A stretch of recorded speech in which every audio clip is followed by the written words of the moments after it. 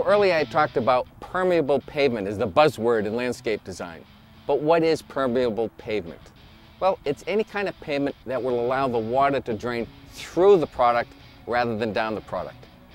In asphalt and concrete, we collect water and we've got to dispose of it in one way or another. We have to divert it to a catch basin or a storm drain, and then that has to be dealt with down the road. But a permeable paver allows the water to just go right through. So it not only prevents us from having to put in storm drains in the catch basins, but it recharges the aquifer beneath us. Now there's all kinds of products that are out there that will do permeable pavers. You've got this new one. This is that space-age material that I talked about earlier, but we're going to learn a little bit more about this a little bit later on. But a more classic kind of permeable pavement is a brick style. What makes this different than any other kind of pavement brick? Well, you'll notice that it's got these voids in here. A permeable paver will have 10% open space, and what that does is that allows the water to penetrate through the brick. I would use a material like this in a heavy-duty application. A driveway, a parking lot, somewhere where I know I'm going to get a lot of heavy traffic.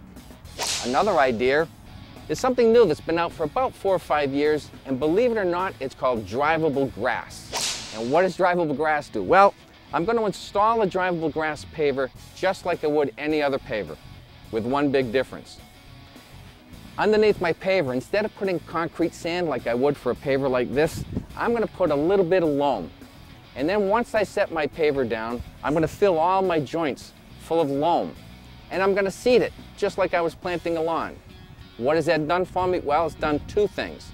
One, it gives me a good running surface for a parking area, or a great application is a boat ramp from my driveway down to the lake, where I just need to ride my tires down. But it allows the grass to go through, and I don't get that driveway look. I still get that nice grass look. Now it does mean that I'm going to have to mow my driveway occasionally, but I've got a nice solid surface that I can store the boat on. I can let the kids park their car there when they're home from college. Or I can use it as a boat ramp going down to the lake when I got to get the boat in or out.